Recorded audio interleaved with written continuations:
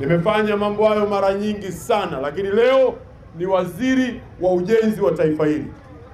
Sina baba wa kusema kwamba kanipa wala nini. Nimepewa na taifa kwa sababu Tanzania, nchi yetu, ina fursa kwa wote. Ukitaka kufanya biashara, utafanya biashara.